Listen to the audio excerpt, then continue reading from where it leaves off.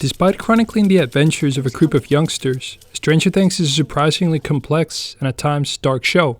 It features, among other things, layered depictions of superpowers, interdimensional travel, and childhood trauma.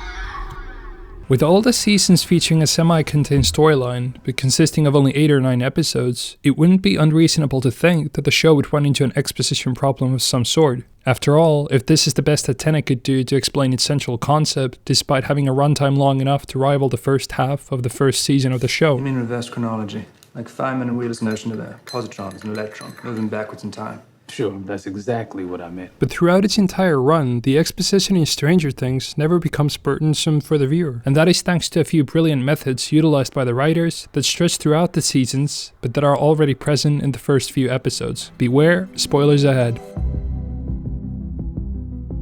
In communicating its complex story world, the relationships between the heroes and the villains, and the peculiar abilities of Eleven and the Demogorgon, Stranger Things doesn't begin building from nothing. Rather, it uses already familiar pop culture concepts as examples for explaining some of the core elements of the show. So do you think Eleven was born with her powers like the X-Men, or do you think she acquired them like Green Lantern? Such as Star Wars.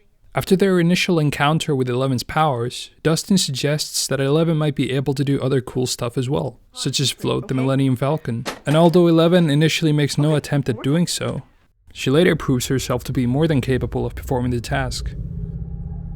Although never explicitly stated, the numerous references to Star Wars effectively liken Eleven's ability to move things with her mind to the Force. And when she uses those abilities in new ways in later scenes, the audience immediately understands because they already know how the Force works. What don't you have ready? His name's Yoda. He can use the Force to move things with his mind. Like this. This is hardly the only time Star Wars is used to demonstrate a unique idea in the show. Like Lando Calrissian. But perhaps an even more potent example is Dungeons and Dragons. The game is not just the source of the names of the antagonistic monsters of the show, but also their overall nature, abilities, and even tips on how to defeat them. The Mind Flayer. What the hell is that? And it doesn't matter if you've never heard of Dungeons and Dragons before, because before we even know it, from the very first scene of the show, and actually the very first scene of the very first trailer, Stranger Things is already explaining the rules and nature of the game to us. It is delivering exposition, communicating its complex story world to us through the relatively simple parallel concept of a board game. Good night, ladies. Kiss your mom night for me. Albeit the story world of Stranger Things is endlessly intriguing, if all of its peculiarities were immediately explained, it might lose some of its charm. Fortunately, Stranger Things is not a show about the action of fighting the Demogorgon or traveling into the Upside Down, but rather about the mystery behind them. This approach to story allows the show to break these concepts down into questions. Instead of simply delivering an explanation on how something works, the show first presents the question, incepting the desire for an answer into the mind of the audience. Oftentimes they hold on to this answer for a scene, an episode, or perhaps an entire season, so that when the answer finally gets delivered, it feels like a reward, not like a burdensome explanation. An example of a question that is presented multiple times during the first 10 minutes of the show is what is the meaning behind the blinking of the lights? But an explanation is not offered until a few episodes later, where it is finally revealed that the blinking of the lights signals activity in the Upside Down. Likewise, the true nature of the Upside Down is kept a mystery for the first half of the season, before it's finally revealed to be an alternate dimension. You create a doorway. Like a gate? Sure.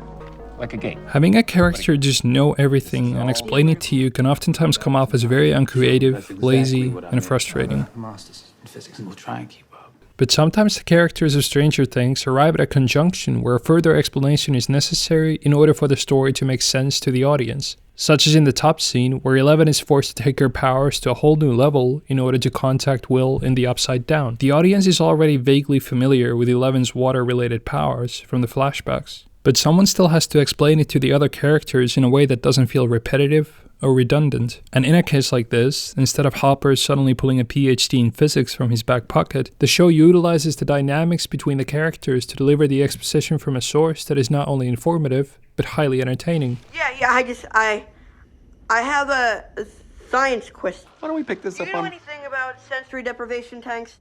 Specifically how to build one? sensory deprivation? What is this for? fun. Dustin's near genius level understanding of pop culture and science is the source of most of the on-the-spot exposition in the show. Sometimes your total obliviousness just blows my mind.